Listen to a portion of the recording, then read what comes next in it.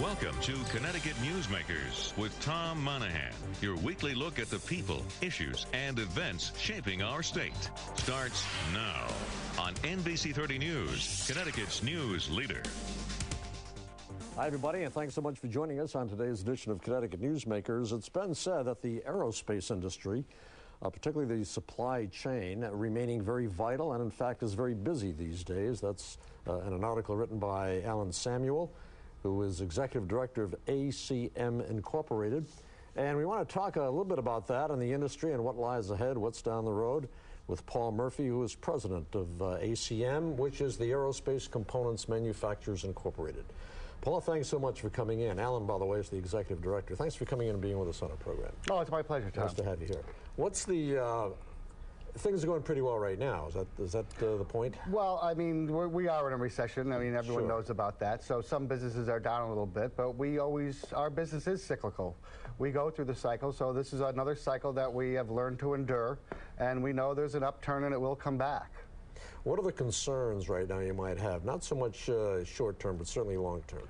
I think our long-term concerns are staying viable is our workforce. I mean, the technologies that we are in and how they keep progressing, that we need our future state workforce, and we need to develop them. It's not so much where we hire the people today for the hands. It's for their minds, their attitudes, their aptitudes. Being in a very high-tech aerospace business, you know, we need the best of the best.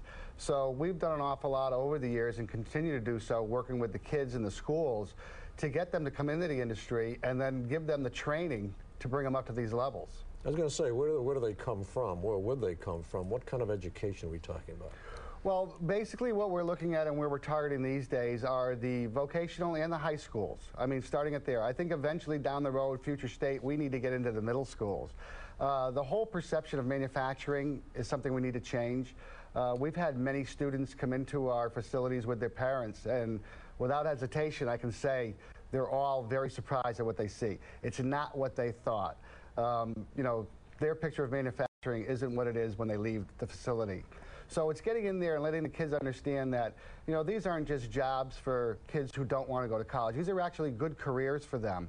The career path and as far as the reward and the benefits are, you know, much higher than a lot of kids coming out of a four-year school and then going into a traditional type of job. Yeah.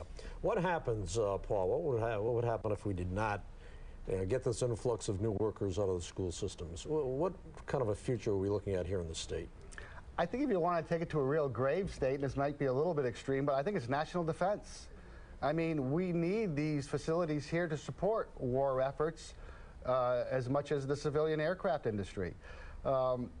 You know, losing the jobs, we figure that, you know, for every job in aerospace, it probably creates 3 to 4 other jobs throughout the other sectors.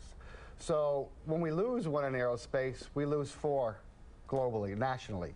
You know, so I think it's very vital, especially in this recession, to keep the jobs in manufacturing, especially in aerospace, and that we need to have this future workforce and these facilities around for the national defense of the country.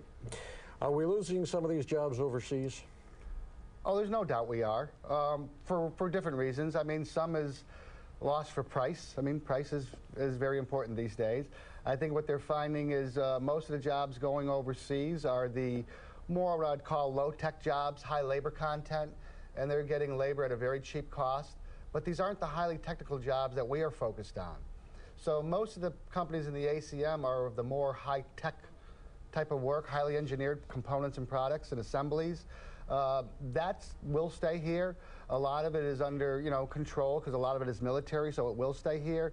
So what you're seeing moving overseas are some stuff that will continue, but it's not really the business that we're looking at either. You know, you mentioned, Paul, that when a youngster perhaps goes in, has a preconceived idea as to what manufacturing is all about, and then leaves and has a whole different idea as to what it is.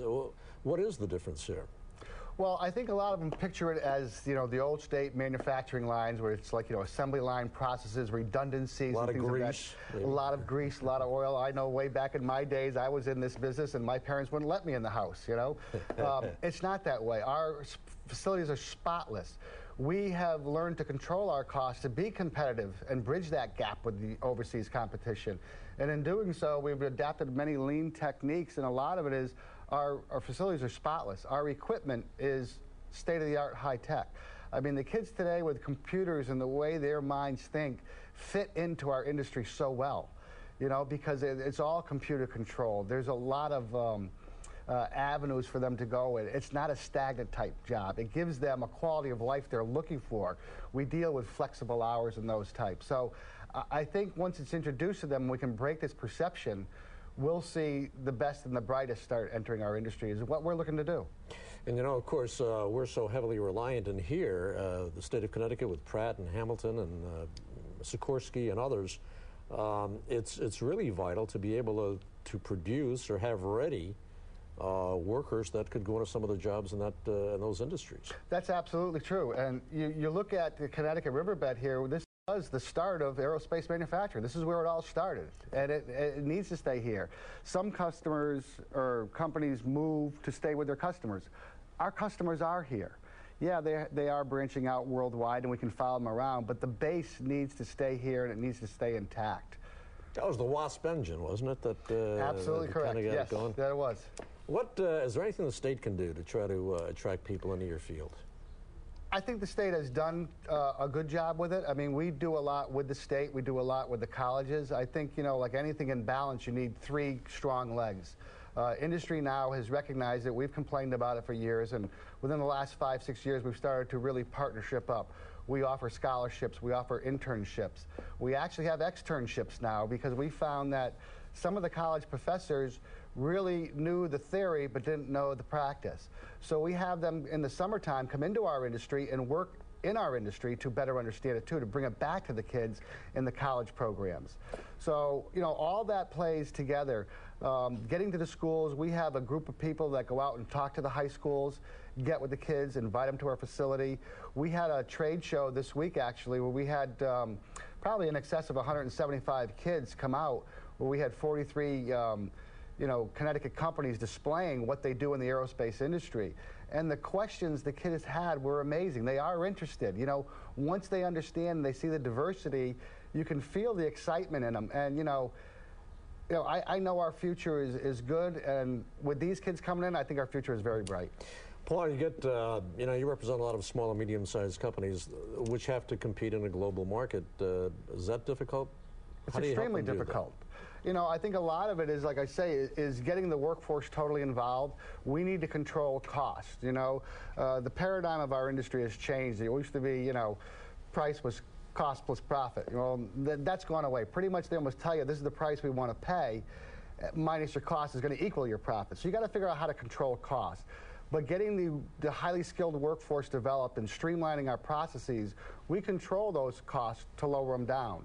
When you look at the global sources, you also have, you know, ITAR restrictions, you have, you know, licensing agreements, you have export regulations, and there's the travel time and just the time from, you know, talking to people overseas. They're on different time zones. The total cost of procurement can be bridged and be competitive in Connecticut if we keep working to those efforts. Paul, thanks so much for coming in. Give us a little insight as to the business you're in and the association, what it's trying to do. Appreciate your time. It's a pleasure. Thank you.